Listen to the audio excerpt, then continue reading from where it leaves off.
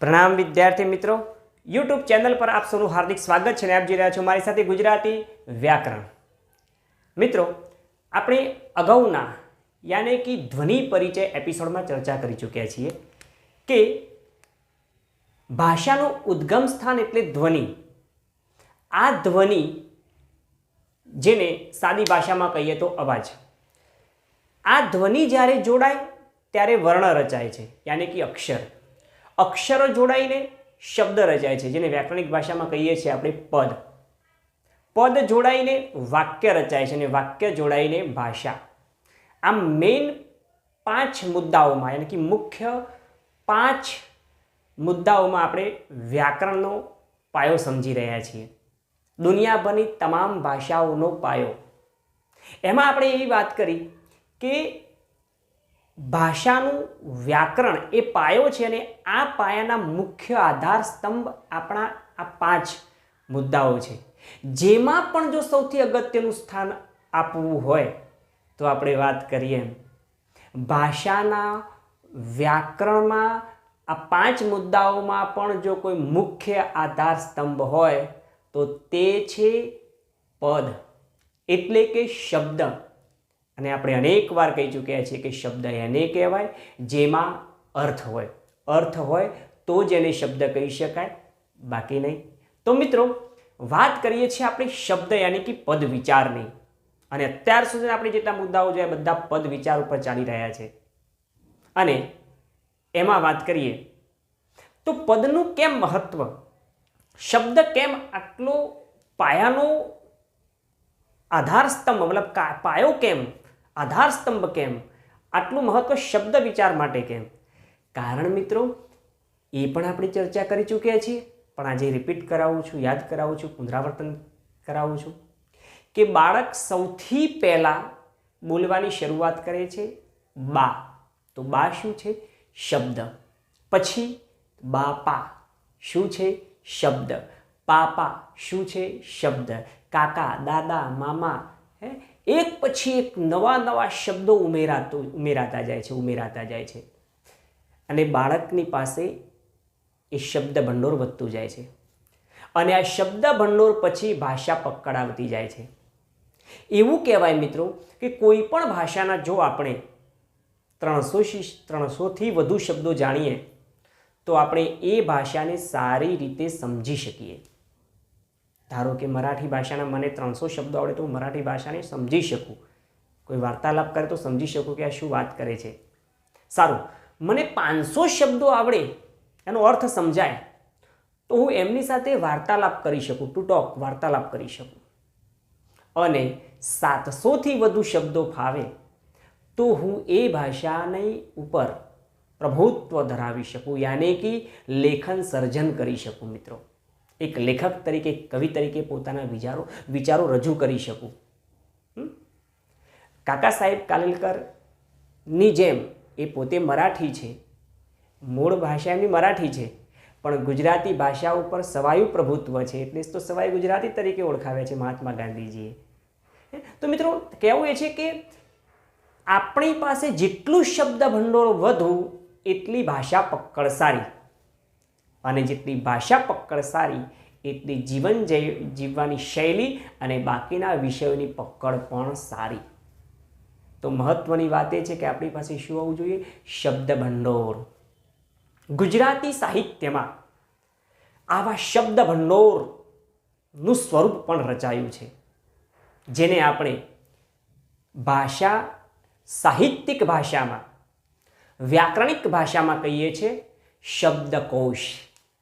हाँ मित्रों, शब्दकोश शू है?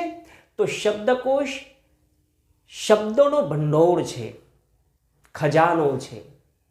आखू फोल्डर एवं है कि जेनी अंदर अनेक शब्दों अर्थ सहित समावेश थाय छे। आ छे शब्दकोश।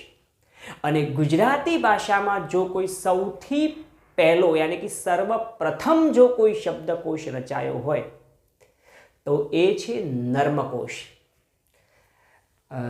जरा बात करते जाओ अने लखतो जाओ। सारू, तमे पण ए नोट करता रहेजो। आपणे बात करीए छीए शब्दकोशनी। शब्दकोश ગુજરાતી ભાષાનો જો કોઈ મિત્રો સૌથી પહેલો શબ્દકોશ હોય તો એ છે નર્મકોશ. અને આ નર્મકોશના લેખક યાની કવિ યાની કે સંકલન કરતા કોણ છે? તો એ છે કવિ નર્મદ. નર્મદ દ્વારા રચાયેલો આ નર્મકોશ શબ્દકોશ કવિ નર્મદ. એના રચયિતા કહી શકાય, એના સંકલન કરતા કહી શકાય. આ છે નર્મકોશની વાત. આ નર્મકોશ મિત્રો 4 ભાગમાં લખાયેલો છે. એના ભાગ કેટલા છે કુલ આપણે સમજી લઈએ. ભાગ કેટલા છે? નર્મકોશના કુલ ભાગ 4 છે. અને આ 4 ભાગમાં લખાયેલો નર્મકોશ એમાં કુલ શબ્દો 25,268. કુલ શબ્દો 25,268 એમાં શબ્દો છે. આ 4 ભાગમાં રચાયેલો નર્મકોશ એનું લોકાર્પણ ક્યારે થયું? તો એ છે મિત્રો પહેલો ભાગ 1861માં લોકાર્પણ. પહેલો ભાગ છે ઈસવીસન 1861માં પ્રથમ ભાગ. બીજો ભાગ ઈસવીસન 1862માં. ત્રીજો ભાગ ઈસવીસન 1864માં. અને ચોથો ભાગ ઈસવીસન 1873માં. ઈસવીસન 1873માં. આમ 4 ભાગમાં લખાયેલો આ નર્મકોશ ગુજરાતી સાહિત્યનો સર્વપ્રથમ નર્મકોશ, સર્વપ્રથમ શબ્દકોશ છે. સારું, આ તો વાત કરીએ આપણે ગુજરાતી ભાષા સાહિત્યના પ્રથમ શબ્દકોશની. પરંતુ આવો તો એક નહીં, અનેક પ્રકારના શબ્દકોશ રચાયા છે. પણ પહેલો નર્મકોશ બીજા નંબરે કહી શકાય, જે આમ બીજા ક્રમે પણ સૌથી મોટો શબ્દકોશ, ગુજરાતી ભાષા સાહિત્યનો સૌથી મોટો યાની કે બૃહદ એટલે સૌથી મોટો બૃહદ શબ્દકોશ જો લખાયો હોય મિત્રો તો એ છે ભગવદ ગોમંડલ. આપણે એનો પણ જોડે જોડે પરિચય મેળવી લઈએ. ભગવદ ગોમંડલ.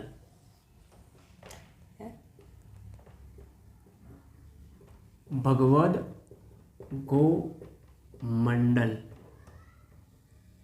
આ ભગવદ ગોમંડલ એટલો વિશાળ છે મિત્રો, એટલો વિશાળ શબ્દકોશ છે, એટલો મોટો શબ્દકોશ છે કે જેની વાત કરતા એકવાર અનુભવની વાત કરી લઉં કે એકવાર હું મોટા સાહિત્ય પુસ્તક ભંડાર એમાં એક પુસ્તક લેવા ગયો. મારા ખ્યાલથી નવભારત સાહિત્ય મંદિર હતું એ, કદાચ મારી ભૂલ ન થતી હોય તો. અને એમાં જઈને મેં માગણી કરી કે સાહેબજી મને ભગવદ ગોમંડલ હોય તો આપો. પહેલાં તો મારી સામે જોઈ રહ્યા, મને કે ટ્રેક્ટર લઈને આવ્યા છો? મેં કીધું ટ્રેક્ટર કેમ? કે એને લઈ જવા માટે તમારે ટ્રેક્ટરની જરૂર પડશે. કદાચ ટ્રેક્ટર ન હોય તો કદાચ એનાથી નાનું સરખું વાહન, પણ ટૂંકમાં તમારી ક્ષમતા પ્રમાણે થોડું મોટું જોઈશે.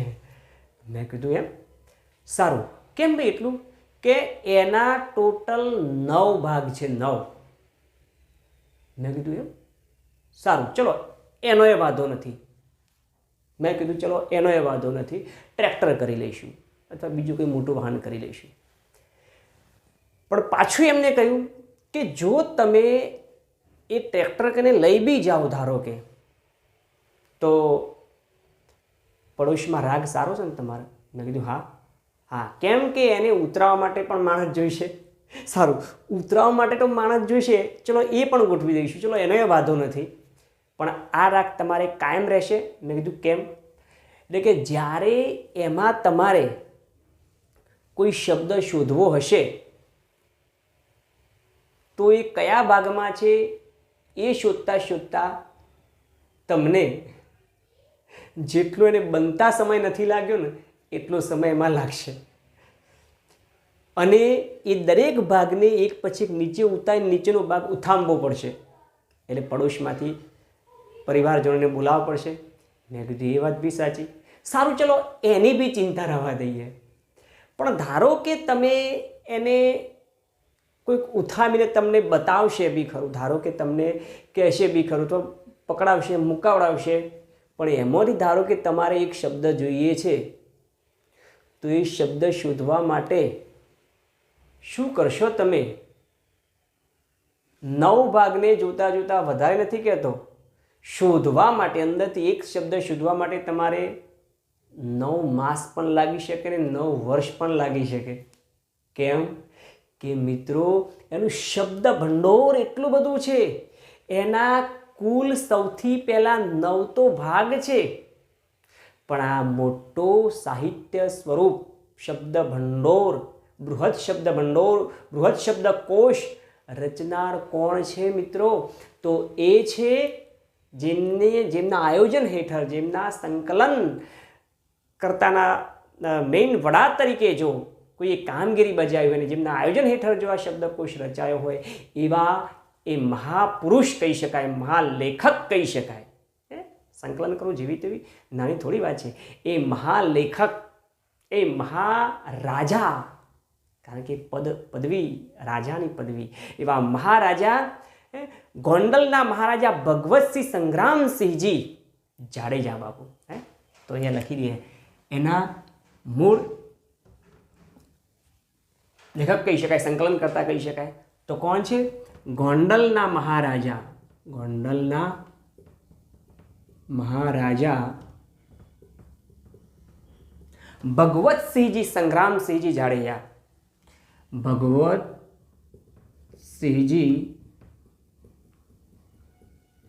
સંગ્રામસિંહજી જાડેજા. મિત્રો વિશેષતાની વાત એ છે કે આ શબ્દકોશ 9 ભાગમાં રચાયેલો છે. કેટલા?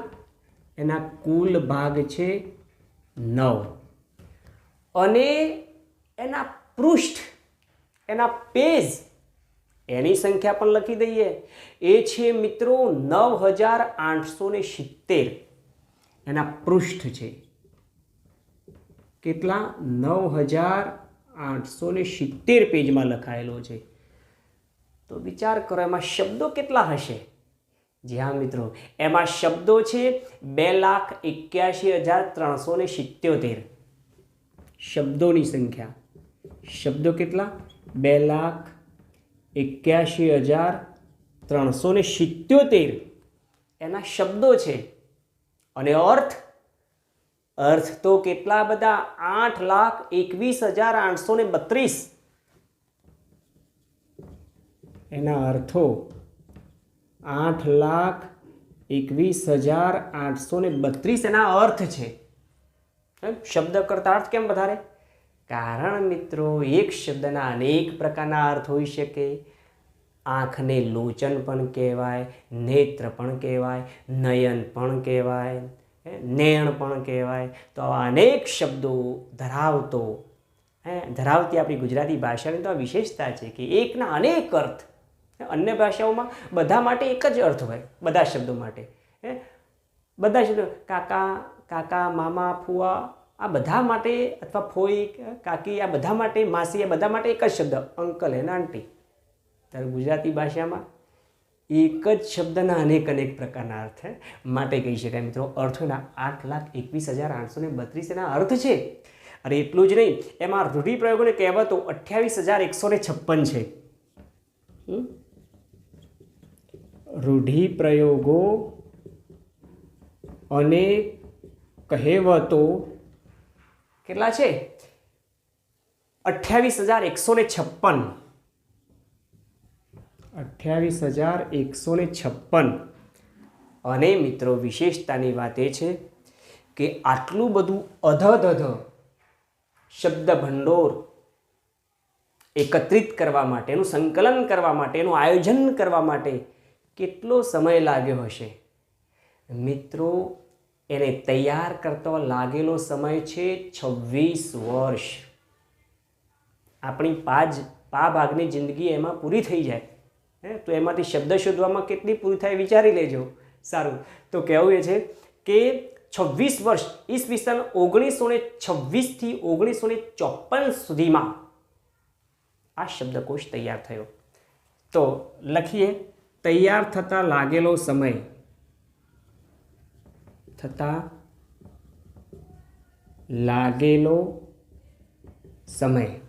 કેટલા? 26 વર્ષ. 26 વર્ષનો સમયગાળો. એટલું જ નહીં, પરંતુ સમયની દ્રષ્ટિએ કહેવું હોય તો ઈસવીસન 1926 થી 54, 1926 થી ઈસવીસન 1954 વર્ષના સમયગાળામાં આ કમ્પ્લેટ તૈયાર થયો, જેને મિત્રો ઉપનામ પણ આપ્યા છે. અરે લેખકને કવિઓના તો ઉપનામ હોય, પરંતુ અહીંયા તો શબ્દકોશના ઉપનામ આપ્યા છે. શબ્દકોશના ઉપનામ કેવા જોઈએ આપણે એને? ઓકે, ધર્મકોશ તમે સમજી ગયા છો. ભગવદ્ ગોમંડલની વાત કરી રહ્યા છે. એમાં આ ભગવદ્ ગોમંડલના ઉપનામની વાત કરીએ તો એ છે ઉપનામ. કોના? શબ્દકોશના ઉપનામ, ભગવદ્ ગોમંડલના ઉપનામ.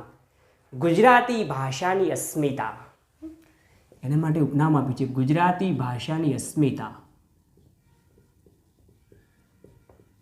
ભાષાની અસ્મિતા. આ અસ્મિતા શબ્દ એ કનૈયાલાલ માણેકલાલ મુનશી આપેલો શબ્દ છે.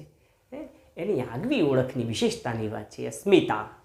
સારું, સમૃદ્ધિનો સાગર, એનું બીજું ઉપનામ છે સમૃદ્ધિનો સાગર. સમૃદ્ધિનો સાગર. અરે એટલું જ નહીં, એને કહી શકાય જ્ઞાનનો ગુગવતો શબ્દ સાગર. જ્ઞાનનો ગુગવતો શબ્દ સાગર. તો આ એના ઉપનામ થયા મિત્રો શબ્દકોશના. કયા શબ્દકોશના? ભગવદ્ ગોમંડલ. પરંતુ આપણે વિશેષતાની વાત એ છે કે આટલું બધું શબ્દ ભંડોળ સાહિત્ય, એમાંથી જો કોઈ શબ્દ આપણે તાત્કાલિક શોધવો હોય, વધારે સમય વેડફવો ન હોય, અને જો એમાંથી આપણું સોલ્યુશન લાવવું હોય, નિરાકરણ લાવવું હોય, શબ્દનો અર્થ મેળવવો હોય, તો આટલું બધું ખર્ચો એ કરવાની જરૂર નથી એને ટ્રેક્ટરમાં કે રિક્ષામાં લાવવાની જરૂર કે નથી એમાં કોઈ પડોશીને બોલાવીને એના થોક ઉચકાવવાની જરૂર. મિત્રો એના માટે અત્યારનો જમાનો ડિજિટલાઇઝેશનનો જમાનો છે, અને એ જમાનામાં આપણે એકદમ સરળતાથી કામ કરી શકીએ એટલા માટે સરળ એની એપ્સ પણ બનાવી છે. એનું ડિજિટલાઇઝેશન થયું છે. આ ડિજિટલાઇઝેશન કરી આપણું કામ સાવ આસાન કરી દીધું છે કે મોબાઈલ યા તો કમ્પ્યુટરમાં એપ્લિકેશનને ડાઉનલોડ કરી એમાંથી આપણે એનો શબ્દનો જવાબ મેળવી શકીએ. સામે શબ્દ લખો, સામે એનો જવાબ આવી જાય એક જ સેકન્ડમાં. આ કામગીરી કરનાર એ મહાવ્યક્તિ, ડિજિટલાઇઝેશન કરનાર છે શ્રી રતિલાલ ચંદરયાની અને એમની લેક્સિકોન ટીમ. તો અહીંયા એ નામ પણ આપણે ખાસ લખી દઈએ. ડિજિટલાઇઝેશન કરનાર, ડિજિટલાઇઝેશન કરનાર કોણ છે? તો શ્રી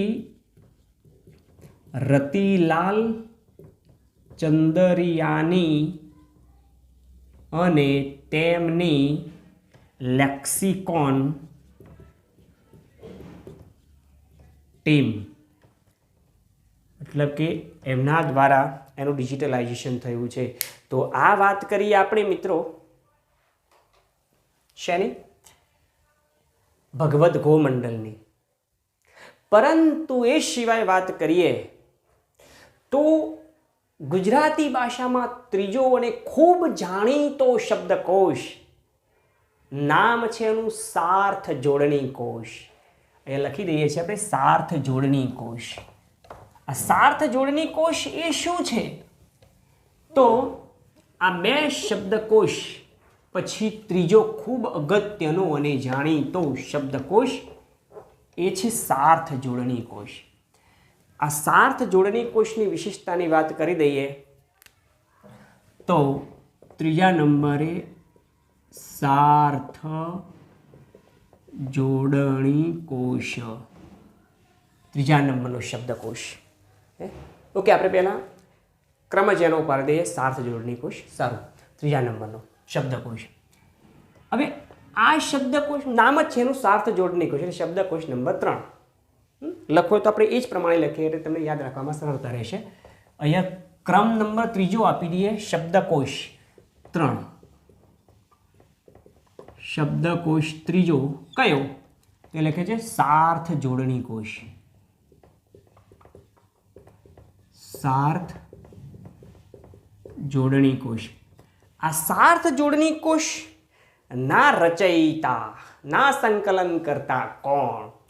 તો એ છે આપણા સૌના પરમ પૂજ્ય બાપુજી, આપણા રાષ્ટ્રપિતા મહાત્મા ગાંધીજી.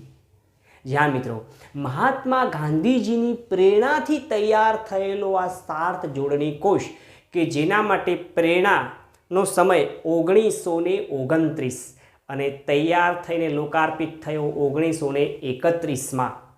આમ ટૂંકા સમયગાળામાં તૈયાર થયેલો આ સાર્થ જોડણી કોશ એના પ્રસ્તુત કરતા છે, એનું પ્રકાશન, એના પ્રકાશક છે ગુજરાત વિદ્યાપીઠ. અને આ સાર્થ જોડણી કોશ તૈયાર થયા પછી આપણે ગુજરાતી ભાષામાં કયા પ્રકારના શબ્દકોશને વધુ મહત્ત્વ આપવું અથવા કયા પ્રકારના શબ્દોના અર્થને આપણે વ્યવસ્થિત રીતે સમજવો અથવા વેલિડ ગણવો, એના માટે એક બેઠક યોજાઈ અને આ બેઠકમાં અધિવેશનમાં નક્કી થયું કે ગુજરાતી ભાષા માટે કોઈ પણ પ્રકારના શબ્દને માન્યતા સાર્થ જોડણી કોશ પ્રમાણે જ રહેશે. આ નક્કી થયું એ આપણે ખૂબ અગત્યની રીતે સાર્થ જોડણી કોશ સાથે સંકળાયેલા રહીએ અને મહાત્મા ગાંધીજીએ આ જે વાત સાર્થ જોડણી કોશ સૌના સહિયારા સાથથી પ્રયાસથી અને જે તૈયાર કર્યો છે એનું એક આગવું ગૌરવ છે. તો મિત્રો જોઈએ છીએ આપણે સાર્થ જોડણી કોશ એ કોની પ્રેરણાથી? તો પ્રેરક મહાત્મા ગાંધીજી. અને પ્રેરણાનો સમય ઈસવીસન 1929 અને લોકાર્પણ ક્યારે થયો? તો લોકાર્પણનો સમય લખીએ છીએ આપણે, લોકાર્પણનો સમય કયો? તો ઈસવીસન 1931. તો 1931માં પ્રસ્તુત થયો. એના પ્રકાશક એટલે કઈ સંસ્થાએ પ્રકાશિત કર્યો? તો પ્રકાશક કઈ સંસ્થા? તો ગુજરાત વિદ્યાપીઠ. કેટલાક મિત્રોને પ્રશ્ન થાય કે સાહેબ ગુજરાતમાં હસવું ના આવે? ઓકે, હસવો પણ આવે ને દીર્ઘવ પણ આવે. આની વિશેષતા શું છે એ જોવા માટે તમારે જોડણીનો એપિસોડ જોવો પડશે. પરંતુ અત્યારે વાતની છણાવટ કરી દઉં કે ગુજરાતી ભાષા ગુર્જરોની ભાષા છે અને ગુર્જર શબ્દ દીર્ઘમાં લખાય માટે એને ગુ દીર્ઘ પણ કરી શકાય. અને ગુજરાત આપણે લખીએ છીએ હસ્વ. એ જૂનીના નિયમોમાં 4 અક્ષરમાં પ્રથમ અક્ષર હસ્વ છે, એ હેતુથી ગુજરાતને હસવો પણ કરી શકીએ છીએ. પણ આ ગુજરાત વિદ્યાપીઠ શબ્દ માટે આપણે આ પ્રમાણે પણ માન્યતા થઈ શકે. ગુર્જરોની ભાષા છે તે ગુ દીર્ઘ લખાશે, ગુર્જર દીર્ઘમાં આવે માટે એમની ભાષા પણ ગુજરાત અને એના પરથી જે નામ પડ્યું ગુજરાત તો એ પણ આવશે દીર્ઘમાં. સારું, એની ટોટલ માન્યતા આપણે જોયું હોય તો ધારો કે ગુજરાત વિદ્યાપીઠ જે પ્રોપર સંસ્થા છે ત્યાં પણ આ જ રીતે લખેલું છે ગુજરાત વિદ્યાપીઠ, તો આપણે એની ચિંતા કરવાની જરૂર નથી. સારું, તો મિત્રો આ થઈ વાત આપણે ગુજરાતી ભાષામાં શબ્દકોશની. પરંતુ અગત્યની વાત એ છે કે આટલું બધું શબ્દભંડોળ સાહિત્ય હોય, આ શબ્દભંડોળ સાહિત્યમાંથી જો કોઈ શબ્દ શોધવો હોય તો શોધી ત્યારે શકાય જ્યારે એની ગોઠવણને સમજી શકાય, અને આ ગોઠવણને સમજાય તો શબ્દ શોધવામાં બિલકુલ સરળતા થઈ જાય. કારણ કે આટલા બધા શબ્દોમાંથી કયો શબ્દ મારે શોધવો, એ એક એક પેજ ફેરવું, એક એક લાઈન ફેરવું, ક્યારે શોધવું, તો ક્યારે એને સમજી શકું, શોધી શકું. સારું, તો મિત્રો એના માટે આપણા વ્યાકરણ શાસ્ત્રીઓએ, સાહિત્યકારોએ, આખી ટીમે આયોજન મુજબ એક પદ્ધતિ, એક ગોઠવણની રચના એવી કરી છે કે જેથી કરી અને આપણે ખૂબ સરસ રીતે અને સરળ રીતે એને સમજી શકીએ. એની ગોઠવણ કરતાં જો સમજી ગઈએ, શબ્દકોશની રચના, કયા શબ્દને કઈ રીતે ગોઠવવું, કયા શબ્દને પ્રથમ ગોઠવવો, કયા શબ્દને એના પછી ગોઠવવો, કયાને એના પછી ગોઠવવો, આ છે શબ્દકોશ રચના. આ શબ્દકોશની રચના જો ગોઠવતા આવડી જાય તો શબ્દને શોધતા પણ આવડી જાય અને આપણું કામ આસાન થઈ જાય. પરીક્ષામાં મિત્રો આ પ્રકારનો એક સવાલ કમ્પલસરી પૂછાય છે. આપેલા શબ્દોમાંથી શબ્દકોશની રચનામાં શબ્દોને ગોઠવો. હવે આડી અવળા આપેલા શબ્દોને લાઈનમાં શબ્દકોશ પ્રમાણે કેવી રીતે ગોઠવવા અને એનો અભ્યાસ કેવી રીતે કરવો, આ બધી જ બાબતો જોવા માટે જોતા રહો મારી સાથે ગુજરાતી વ્યાકરણ ઇન નેક્સ્ટ એપિસોડ. મળ્યા આવતા અંકે. ત્યાં સુધી બધા મિત્રોને ફરી એકવાર પ્રણામ. અને જે વિદ્યાર્થી મિત્રોએ આ વ્યાકરણિક તમામ મુદ્દાઓનો અભ્યાસ કરવો હોય તો એ સૌથી પહેલાં ચેનલને સબસ્ક્રાઈબ કરી લો. જો ગમે તો લાઈક અને રાષ્ટ્રના નિર્માણ માટે જો ટેકારૂપ બનવું હોય તો એને શેર કરતા રહો.